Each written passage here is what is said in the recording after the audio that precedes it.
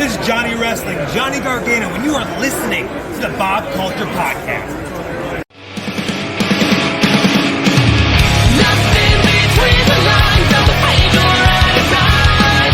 Forgiveness is for angels, but this angel's fell out of line. That's in no second chance or redemption can be found. When you can't run the devil and the devil is running you down. All right, ladies and gentlemen, welcome in to a very special edition of the BCP. Very excited, goodest brother, to welcome into the show. Welcome back to the show, I should say.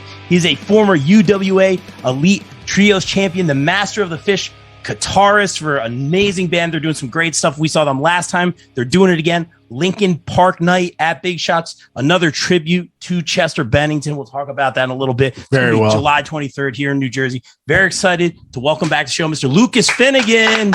What's up, bro? Welcome back, man. How are you? Hello, fellas. How are you? What's going on, man? Kicking out at 2. That's Well, 2.5 anyway. 2 3/4. There you go. good to see you, man. Great So to much- see you guys. It's so Appreciate much it, to man. talk Thank you. about, man. Let's do the music stuff too, man. You know, we started out yeah. as a local band music show first, man. Let's start there. We'll talk wrestling for everyone tuning in. Lots to talk about. We had you on before. You guys did this Lincoln Park tribute show, which Yes. is no easy task from a musician perspective. Yeah. Doing not only the music, the DJ, the tech, everything that comes with it, the effects, and then filling the shoes of not only Chester Bennington, but Mike Shinoda. Yeah. You guys did a great job with that. Thank you. Give you guys a lot of credit of that, but also, fantastic job. Thank you Guys, so gotta much. check this out. But the gentleman, and you guys had rotating vocalists, but one of the gentlemen in particular really knocked it out of the park, doing Chester justice and like chills, man. You know what I mean? What was that like for you being on that stage and be part of it? Because there's a lot of emotion, and it was all for a great cause too. Yeah. So it's an incredible feeling, especially when, for me, it's the closest I'll ever get to seeing Lincoln Park, because I never got to see them when they were. I never got to see them either. That was on my bucket list. I never got to see them. With Chris Cornell too, of course. When the guy that runs Futuristic Feels, this guy Brian Boxley, when he put this whole project and idea together, I had to jump at it, because I was originally doing guitar for their emo nights. They would do like an emo night Brooklyn thing, but they would. Yes, I've been to a few of those. They're great. But we would do our whole full live band and stuff like that. So when he originally came out with that idea, I was playing guitar for that. And but he always knew I was more of a metal guy, and I was never really into emo music at all. So one day he was kind of like, "Hey man, like we're gonna start doing this Linkin Park thing. Would you kind of want to switch to just that and have this other guy come in and do the emo stuff?" And I'm like, "Hey man, as long as I'm playing, you know, amazing, awesome." And especially if it's Linkin Park, I'm super fucking down for it. So the first one was, we didn't know what to expect, you know, and especially since his death was so new and raw. Yeah. Like you know, you kind of didn't know if it was right to do, if it was like just too new for some people that are like diehard fans and stuff like that. It did seem like, would it seem like a money grab? Would it seem, you know, like just too insincere? And but the leading up to it, the practices and stuff like that, we started like really getting into it, and I bought like songbooks just to make sure I got the stuff right and everything. And but the first one hit so hard, and like there was a little, you know, like technical difficulty like in the first like 2 songs, but once that was gone, man, we were going on all cylinders, and people could feel it. And it was like, once we got done, it was like this was a good memory for somebody that didn't get to see them, and it was a good memory for me because I never got to see them. You said that perfectly, man. Yeah, that's amazing to hear. You opened with that. They didn't come to Jersey particularly too often. Yeah, I didn't hear them come to Jersey a lot. But I did see him the one time at PNC. Like they were in New York a lot and stuff like that. Yeah. But it was really cool to see him. And a lot of people, I mean, even Vicky, she was the one like, hey, let's go to this. My sisters went without me and I'll never forgive them. Like this is the closest and it was very emotional. Like, and that was the first thing you even said, like, hey, like this is the closest I'm going to get to seeing or being a part of Linkin Park in any form or fashion. Did you get a lot of like positive feedback and things of that nature? Yeah, the first one was awesome because it was like brand new and everything. And the second one we did, leading up to it was a little squirrely. There was a PA issue and like a mixer issue and stuff to the point where like I'm pretty sure you were there already when the whole mixer had to be swapped out for an entire new mixing situation. Everything had to be remiked. And so I like drums, bro. And the first song was pretty much a sound check. Like Paper Cut was a sound check for the entire thing. And like there's a couple issues of like being able to hear the backing track of like the DJ scratches and some of the instrumental stuff. Like while we're on stage, we're just kind of like hoping we're in time. Super important. I've flown in the dark before when all the amps are in front and but you know the song, but it's like I know that feeling. It's scary. Yeah, exactly. Because it's some of these, you know, and a lot of them I was starting first. So like, you know, there's a couple songs that start with like that lo-fi kind of radio effect on the guitar, and like I got to make sure I'm on time or else everyone's fucked in this song. Yeah, man. But but that one came out really good. And then we decided to do One More Light at the during the encore. And you could just like Vicky was like crying in front and stuff, and there was people you could tell were like super emotional about it. And I was super emotional about it. And I was like, I didn't want to look at anybody because I'm gonna start crying. Yeah. So yeah, that one was fucking awesome. And this one we're kind of gearing up for. Hopefully we're gonna start practicing within like the next week or so and get all, because so far the first two albums are pretty muscle memory for me at this point. That's awesome. And it's really just picking like what new encore songs do we want to do? Like what songs haven't we touched from the later albums that like we know people will love? Like, you know, we got to pick out some of the ones that they did on like the Transformers albums and stuff. Ooh, you know what I mean? Like New some Divide, of the ones that, some of the ones that, you know, weren't necessarily on like the bigger albums, but like even just like soundtracky kind of songs. And I've floated trying to get maybe some of the Grey Days stuff in there, but I think they want to keep it more just straight Linkin Park, straight the stuff that they, you know.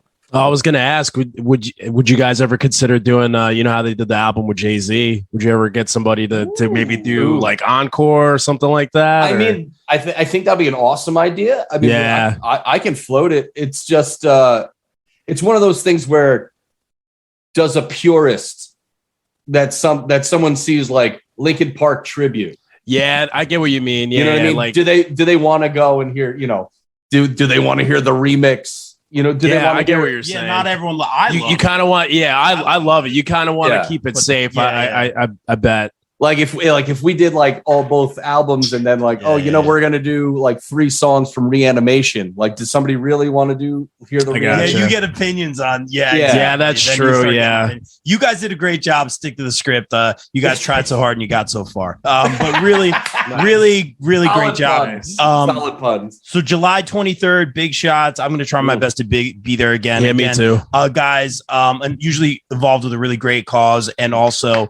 That's what it's all about. But also, you guys really do Linkin Park justice. I'm not just saying that because you're here, man. I came in very critical, man. I know music. It's hard to replicate. Like I came in like, are they gonna do this justice? And you mentioned One More Light. Like that was one that really stood out because he matched Chester's not only pitch and tone. That's amazing. And timbre, but just the emotion. I was like, man, you know. So really well done, man.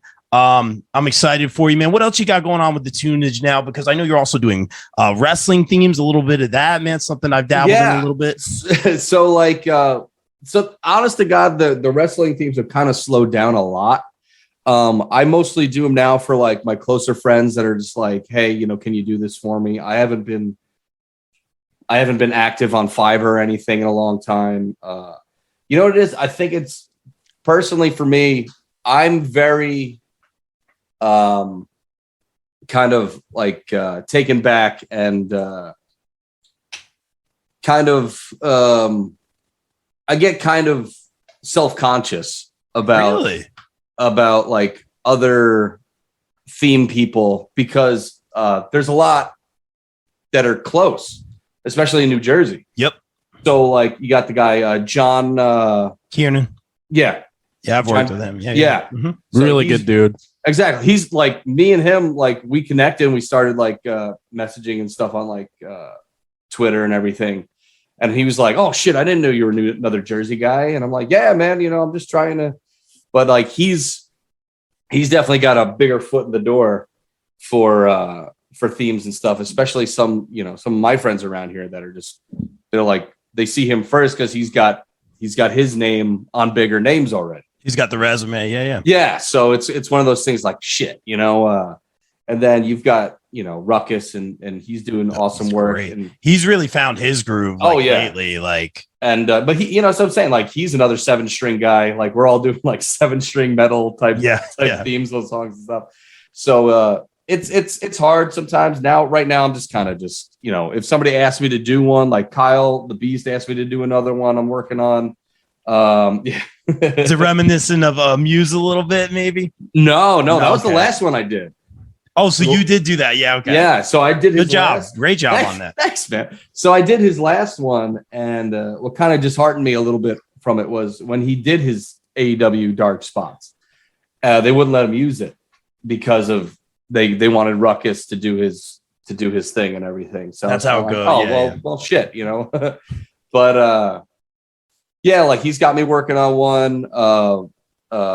Colton Charles from WrestlePro, he wants me to work on one a little bit that I've been working on. And it's really just, you know, whoever asks me, I'll put the work in. It's just I feel like there's so many bigger names out there doing it that are super local, that are kind of like, if you want it to go somewhere, like they're the name to do it. Right. I'll give you something to work with that you can come out to. Yeah. But like, I feel like these other guys out there are doing so much better work that like, it's almost like, I'm like, just fucking, if you can afford it. Yeah.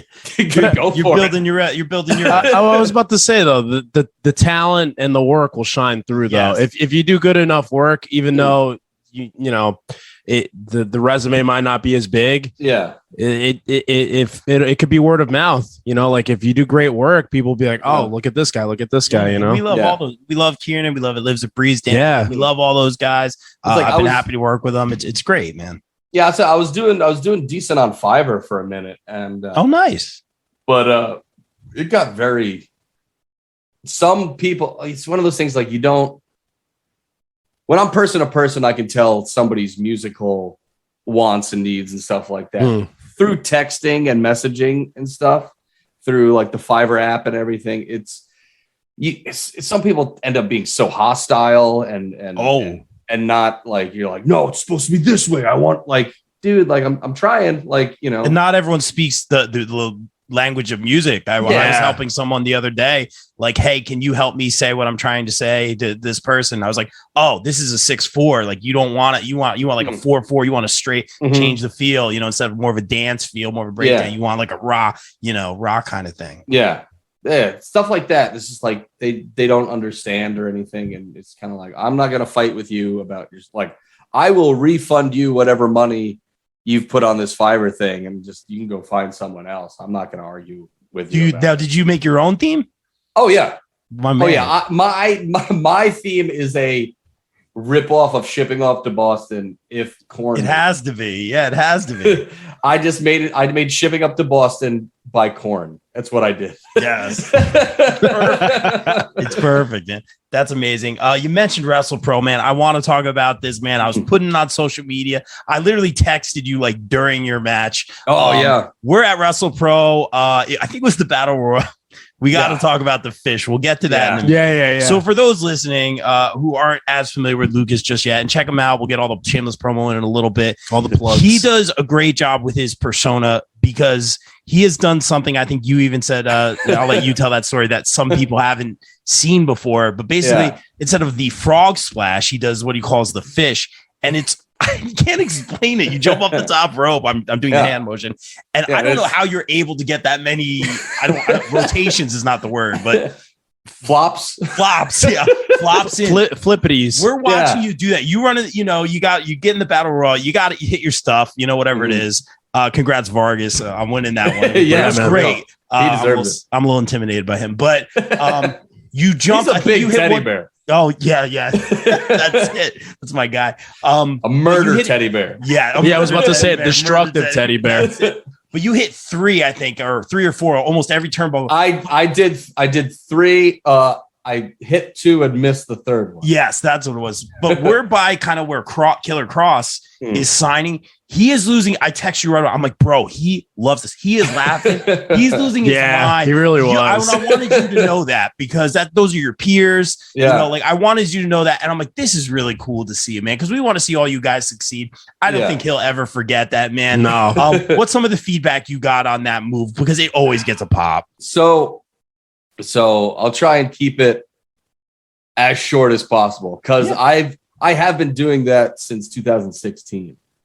And so what happened was, I'll try to keep it short. It's a long story.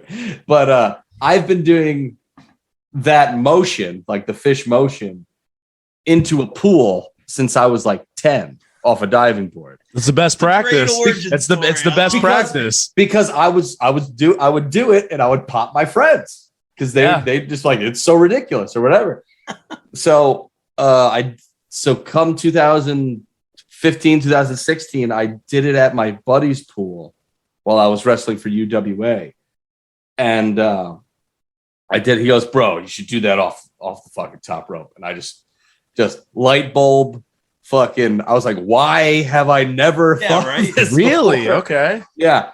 So I want to say it was either that night or the next day I was wrestling at the Middlesex County Fair. And me and my old tag partner, Clay Sawyer, I was like, dude, I'm going to do this splash. You just gotta, you can move. I don't care, whatever the fuck, but I'm going to do this splash and you're just going to have to watch. And then we're just going to have to see how you're going to have to trust me. Exactly. We're going to have to see Yeah. And the funny thing was the guy that I was about to do it to, Jimmy Lloyd. Okay. Yeah. Who's gone on to big things. He's been through worse. He's been through worse. Yeah. Yeah. So I go to do this. I go to do the fish, and it pops, and fucking the whole crowd was like, "What the fuck did I just see?"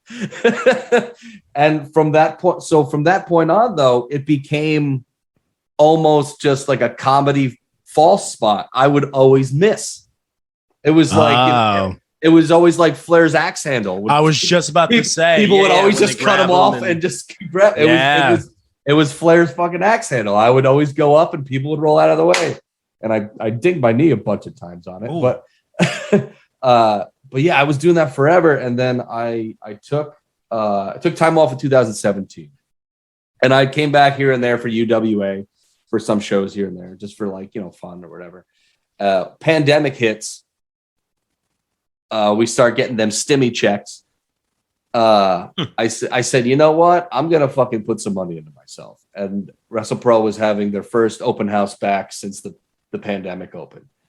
And I went and I talked to Pat Buck and I was like, listen, I was trained by so-and-so, but I think there's so many holes in my technique and game and everything like that. And he was like, all right, yeah. So we, paid the guy and I started training there, and I was like, there were so many things where I was like, well, I'm doing this wrong. I'm doing that wrong. I'm getting up the wrong way. And so many things that people should have slapped me in the head a couple of times and be like, hey, you've been doing this wrong for years. Maybe somebody should have, should have helped me at some point. But yeah, so I finally get on my first WrestlePro show, and it's a pre-show. And I I'm the guy for the hot tag. I get the hot tag. Everybody does everything, little shotgun thing at the end. I finally do the fish. Everybody pops for it. It's awesome. Some of the guys in the back already knew I did it, so they were like just watching and waiting for it to happen. And then, but Kevin Matthews saw it, and he's one of like the bigger bookers over at WrestlePro, and he's like, "It's fucking amazing! Like the fish is over. We gotta put this out there as much as possible." So, flash forward to the Battle Royal, the Royal Rumble. They're like, all right, here's your spot. The minute your music hits. Yep. You're doing a fish to GKM. You're doing a fish to Steel. You're going for a fish on CPA. He's missing and he's throwing you out. I'm like, okay, whatever you want. And I do them. And in retrospect, like trying to go for it on CPA as a baby face is like, he's like their giant baby face. So like nobody's going to want me to land on CPA. So we do it, and you immediately texted me, and you said, "Fucking Cross popped so hard for that." So another cool story. The same night, I go to the bathroom, and fucking Bullet Club, fucking The Good Brothers, Good Brother, Gallows or Anderson, Gallows turns to me while I'm at the urinal and goes, "Hey, man, were you the guy that did that fish?" No way. Yeah. And I was like, "Yeah, that was me." He's like, "That is the best damn thing I've ever seen in my life." That's amazing. Come on, man. And he's like, and he was giving like, he was cool. He was super cool about it. He's like, you gotta kind of do like a motion or like say something. And I was like, I go like, I was like, I gotta go. I go like this. And I say, we're going fishing. He goes, "Oh, I just didn't hear it or see it." Okay. But that's awesome to get that they want to critique you. They don't have to. Yeah, that sounded too sweet. Yeah. Yeah. And he was like, and he was like, if I had a promotion, I'd book that 7 days a week. And I was like, well, fucking do it then. We'll make a promotion now. Exactly. Like, I'm in, brother. You let me know and I'm there. That's great though. That's awesome. So then this past Brooklyn one that we just did, I did the fish to the outside. Kind of screwed up my ribs to a little bit. Oh yeah, I did big outside. Everybody caught me, but I had a nagging rib injury, and the minute I hit it, I was in agony. Like I didn't know if I was gonna be able to finish the match. Oh wow! It was bad. Like I couldn't bump. I couldn't do really anything. Ooh. And but Colt Cabana comes up after the show. He goes, hey man, did you do that? Did you do that fish to the outside? I'm like, yeah. He's like, that's really good stuff, man. I've never seen that before. And just for Colt Cabana, somebody that's like so seasoned, in the wrestling world to that's seen so much, and especially in his, like the comedy style and stuff like that, for him to never have seen anything like that before was like, all right, this is original. And if anybody fucking steals it, I'm going to kick someone's ass. They know it's original, man. And that's pretty cool. Like, again, like we said, that they want to tell you that, man. That means a lot, man. And I'm sure you know how much that means. And you found like your bread and butter, man. Like we talked about, I text you right away. You mentioned the comedy element. And I always ask like a lot of the wrestlers that do have a little bit of comedy in there. Do you ever feel, and we were talking to the other wrestlers about this, man, like, wrestling needs to be silly. It needs to be funny. It needs to be fun. It can't always be serious. But do you ever feel, because there are comedy aspects, sometimes you might get pigeonholed or things like that? Because we have talked to other guys about that. I don't personally think that way, but I think it's one of those things where, because I've done that I was doing that for a while, especially like in the newly kilted version of Lukas Finnegan. Yeah. I was like, once I first put on the kilt, it was very kind of silly and stuff like that. And like it's me. That's the thing. It's like my personality is very much that way. But if you're trying to, there's a difference between doing a comedy style match and then just you're a comedic person. Yeah. And being able to work that into like a regular babyface character or something like that. Because I feel like I say goofy shit all the time, and like, like I'll do whatever in the ring to pop myself or to even like break the person I'm working. Like just say something stupid that I know is going to make them laugh. But it's when it really gets down to like the chemistry of the match and like how everything's put together that I know when to shut it off. And it's like, all right, here's, the heel's up on me and I'm I got to fight from underneath and here's the comeback and here's me, I'm fighting to win now. I'm like, I'll do all the comedy gaga stuff in the beginning. Maybe after, if I win or lose, maybe on the way out, I'll say something like silly to somebody to pop myself or, somebody around me. But once the match gets going and once like we're in the thick of it, I know to turn it off. Yeah. Like, smart. But if it is a comedy style match where it's like, hey, we're doing silly shit to make the fans laugh, then I know just to fucking keep it on the whole time. Yeah. But if it's like a serious situation, I know that it's like, all right, I can goof around a little bit here and maybe over here. And then after that, it's fight from underneath or whatever like that and take it serious. Because some people can't turn it off. Some people can turn it off. I just know when to turn it off. Yeah. But outside of wrestling, I never turn it off.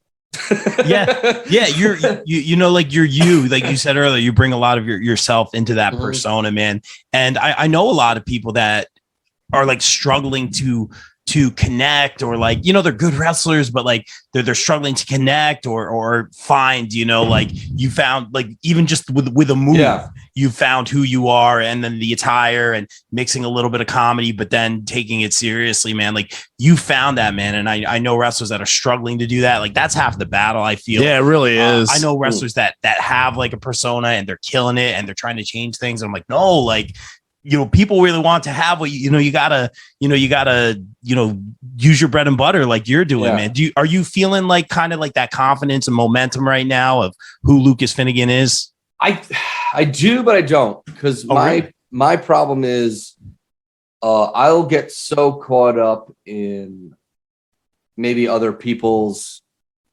success in a way, not to the point of jealousy. But it's kind of like what do they have that I don't have? But how can I put that into myself? But then it gets into self-confidence. Like, do I have that in myself? And I don't think I do. And like, well, that guy's got a better physique than me. And then, well, I got to start working out more. But then like something gets injured. It's like, well, I can't work out because I'm hurt. And then, so it's a roller coaster. Of shit. Yeah, I can understand that, man. I mean, we always talk about, mental health and stuff like that and how important that really is. Yeah. I mean, a lot of people go through that, especially in wrestling, where a lot of in wrestling it's based on your look or it's based on, how you do things. So I get that, man. I understand.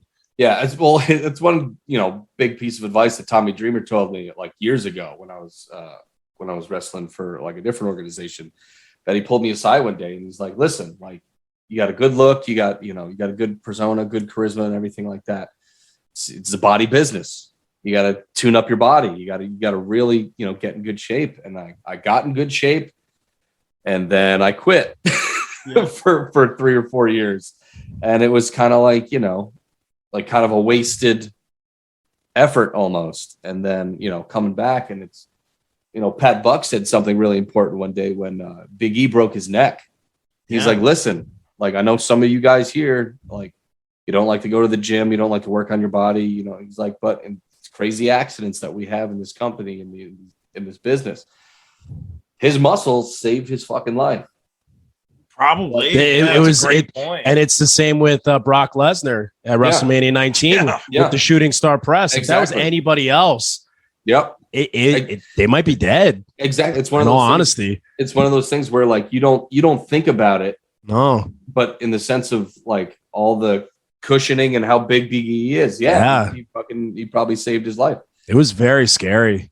So it's and it's one of those things like you just kind of like I tend to be a lazy person. I'm not gonna lie.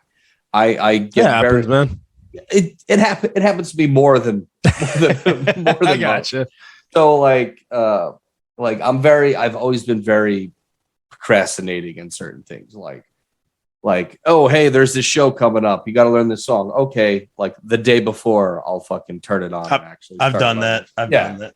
So like, I've always been very procrastinating and like with, especially with wrestling and there's, being a body business and stuff like that. It's like, oh, I'll do a push up the day before a show and I'll be fine.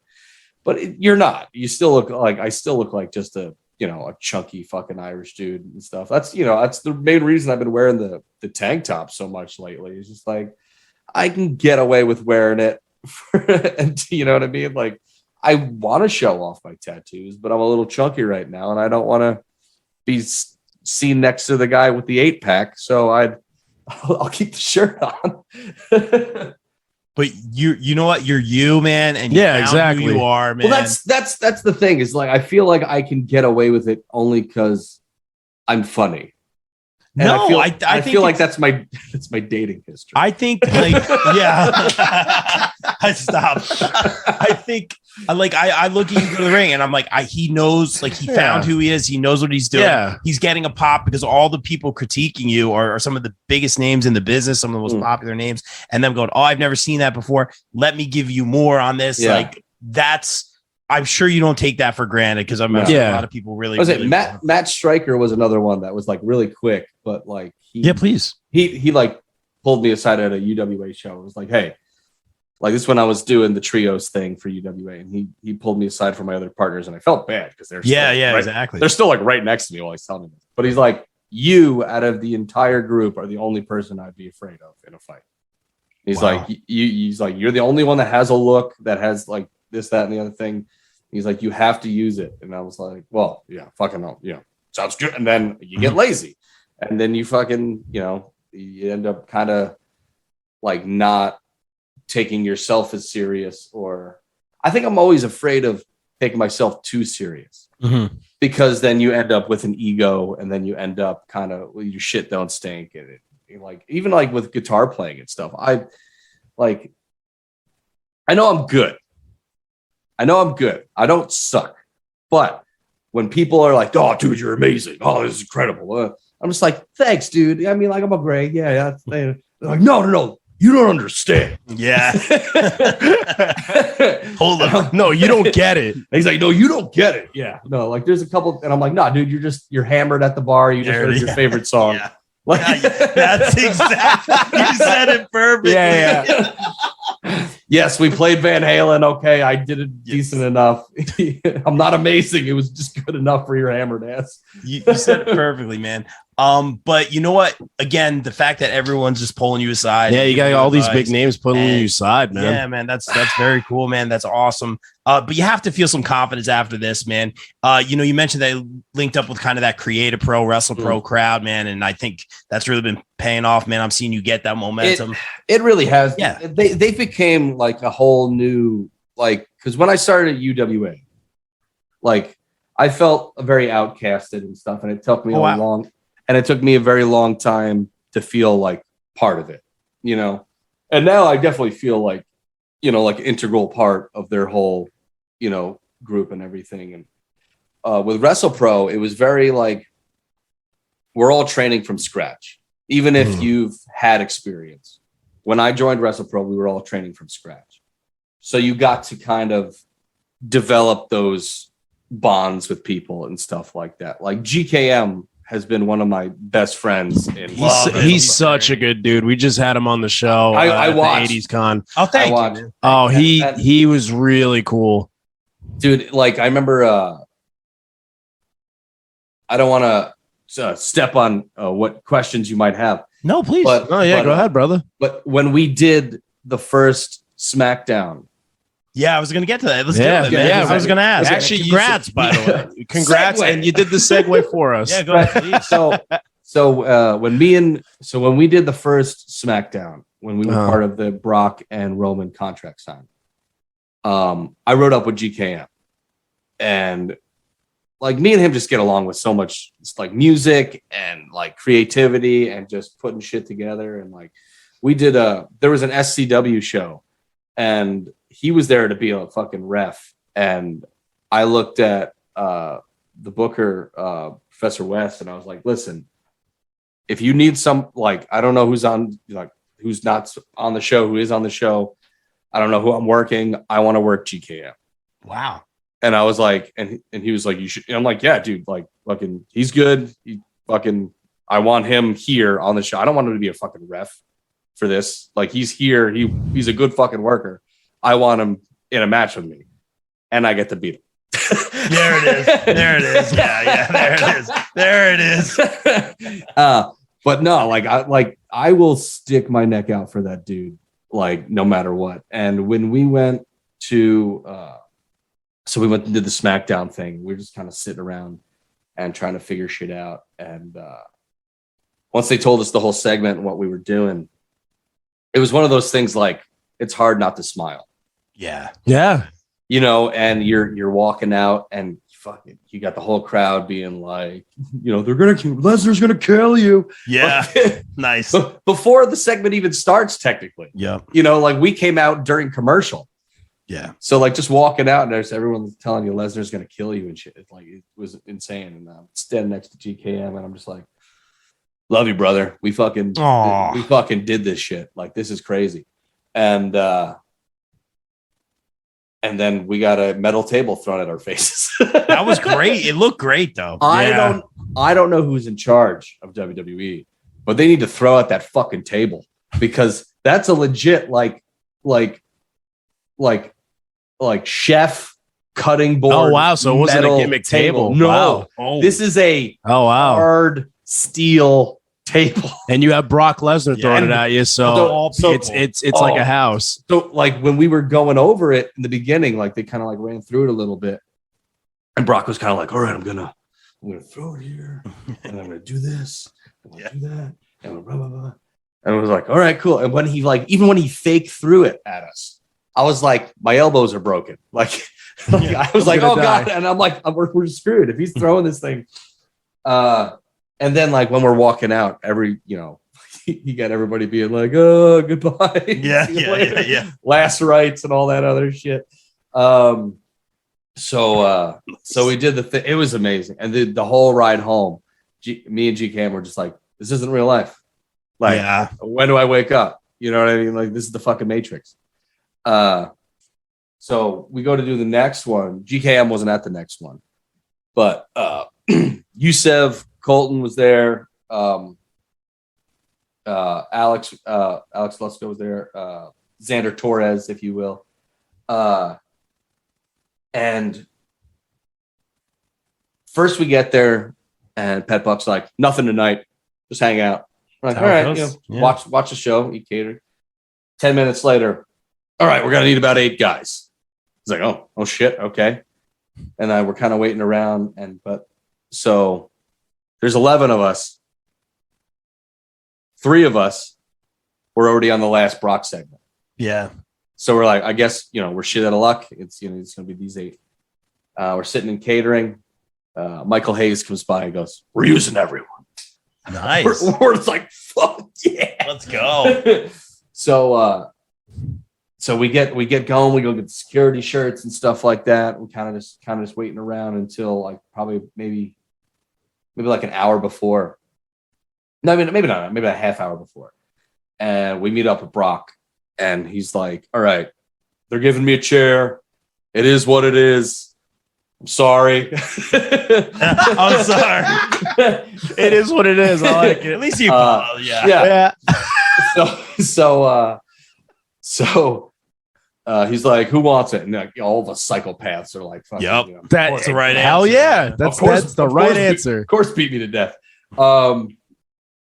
So he picks out Yousev, me, Colton, and the guy from Even Stevens. And we're just like, all right, this is how it goes. Thank you, sir. May have another. Yeah. Yeah. So we go out there. And we find he goes up on the table. We run out through Gorilla. I almost fucking ate shit because we hadn't gone through the Gorilla beforehand. So like it was like this kind of mazy zigzag of a thing to go out. So we run, and I'm just kind of like, fuck. And I was like, ran into the wall of the stage. Oh, boy. So we finally go down. We're running. We stand in front of Brock. We're like, no, Brock, get out of here, And in that part of my mind, I'm like, we never talked about how Brock's getting off this fucking table. And then the minute I thought of that, fucking, he comes out with a Spartan boot to my fucking chest. And then he just starts whacking everybody. And yeah, I think I took so they missed the first shot. But I think I took 3 share shots. Yeah. And it was awesome. But then I was just like, I can't fucking move. Yeah. But Brock fucking came out and he was a good brother to everybody. He's like, hey, thank you guys so much. Wow. You guys did it out there and everything.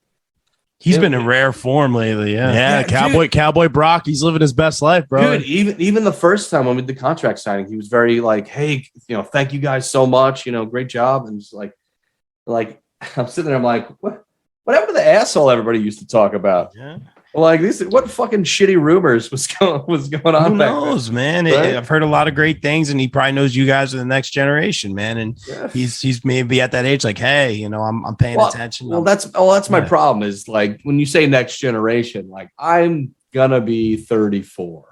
Oh, stop. But at the same part, it's one of the like, DDP started when he was like 60 or whatever the fuck it was. Hey, Cody came out recently and said Wrestling Prime is 35 to 42. Yes. All right, just throwing that out there. He did.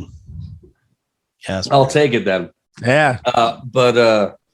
Yeah, man, it's just that's another like kind of disheartening thing sometimes. It's like, did I wait too long to put money into myself? And did I wait? Dude, you gotta be more glass half full, man, because you gotta think, man. I'm very pessimistic a lot. Yeah, right. You gotta joke, or you gotta work with. I was joking around with GKM and everybody. I was like, we always ask everyone, like, what is your dream match? Who do you want to work with? Yeah. And you're in the main event with Brock Lesnar and Roman Reigns. It's like that. I told them. Like even my girlfriend and stuff, I was saying like even if this is it for like a WWE like type deal or whatever, like I was twice in the main storyline. Yeah, hell yeah. For Brock and Roman leading into a WrestleMania. Like hell yeah. I feel like as an extra, as a security guard extra, there's really no bigger you can do. No, there really isn't. Than what we just Unless you're involved in the Kevin Owens Stone Cold segment. Yes, that's pretty much it. Yeah. So like that's it's one of those things where it's like, I can look back and say even if nothing comes of my current run of doing stuff, I can look back and say I did some fucking cool Hell shit. Yeah. That you get a Barry Horowitz, you pat yourself on the back for that one. Dude, yeah. Hell yeah. Yeah. That's definitely something to be proud of, man. You don't take that for granted. It's one of those things, like even like, I get to myself as being like a pessimist, and like maybe even as a musician, you would understand like you hit one wrong note in your mind, you're like the whole show's blown. Yeah. And then you listen back, you're like, and you're like, only I would notice that. Exactly. And yeah, everybody else didn't notice. Everybody else was still having a good time. And you're like, but in my mind, I'm like, whole show's shit. Fuck it. Throw it out. Yeah. I'm going to burn everything I own. I quit. But like, it's like looking back, even like with music stuff, like I played Starland like 3 or 4 times. And one of my favorite venues, man. I love Starland so much. I loved it. And I played with like Life of Agony and Biohazard and Madball and Whitechapel and All Shall Perish and all these cool ass metal bands that I've always loved.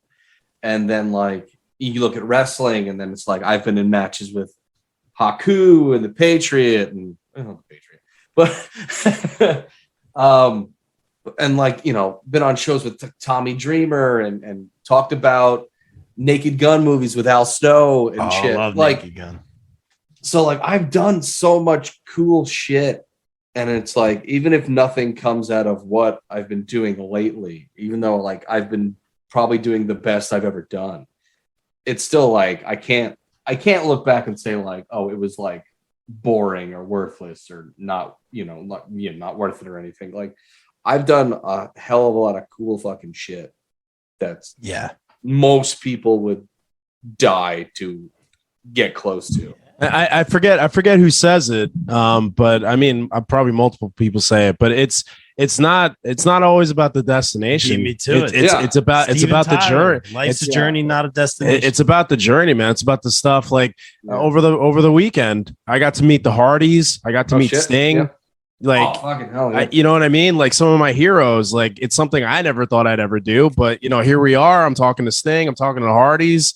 It's, you know, stuff could happen, man. Yeah. Like it's one of those things. Like, do you try and grit your teeth and like, I'm not going to mark out. I'm not going to mark out. I'm not gonna I totally do. I mean, me, and then they talk to you and you're like, yeah, you're like a little kid. You just can't help it. You know, I want to party with you. Pretty much. Yeah. Like I want to shake your hand. You want to and I'm totally contradicting myself here, but it really is about the journey. But that being said, I'm sure you do have some short-term goals, man. Is it to, and I always ask this one for like the indies, especially, man, is it to have kind of like maybe, you know, we always have like the Thanoses and the hunt for gold. Like that seems to be the thing. And then the indie belts and the belt collecting. I know you've held some titles. Is it maybe to target some, you know, Wrestle Pro titles, silver, gold, all that kind of stuff? Or is it maybe like a long-term feud or a long-term storyline? I feel like that's very, we were just talking about it the other day, like a very lost art on the indies as well. I feel like a lot of cool things about long-term story stuff, especially with like people you like working, is that they make you better and it helps you, and it helps you learn so much. Because like if I say, for me, I think just because I fucking love the dude, if me and GKM did like a fucking like a long, like even though we're both faces and whatever like that, if it ever came down to it, I think if me and him did like a cool like 3 out of 5 series, something or other, I think it like just to like, hey, we did this night. Hey, let's change it up. Let's innovate to this. Let's we can do it this way. You know, like, should we add a gimmick to like whatever match to make it interesting and shit? Stuff like that to me is awesome. For me, I've never been a very big belt collector guy, only because, you know, it's wrestling. So it's, you have the belt because they think you can get fucking tickets sold and you can get money out of you. And they trust you. Exactly. So if somebody decides to put a belt on me, then it's like, well, fuck, I'm doing something right. And I got to keep, you know, I'm obviously my work's being acknowledged and people are seeing that I'm, you know, working hard and stuff like that. Yeah, I think for me, it's just, I think long-term, short-term goals, I think if anything, the pinnacle is to get the Fish on national television. I like that. I love that. I feel like if somebody, any company sees that, I think I've got something, because that seems to be what's the only really thing that, like, I'm fun, I'm funny, I'm, you know, I have cool shit here and there, but you know, the Fish is the fucking moneymaker. And if I feel like if people see that, the right people see that, then that's, you know, not a foot in the door, but kicking the fucking door open. And I think like the only way that's going to happen is, you know, working hard and, you know, networking, talking to the right people. You know, fucking awesome GKM just got a fucking Dark Elevation match, you know? Yeah, Mark Henry. It was not even a 2-minute match. Yeah, Mark Henry. Exactly.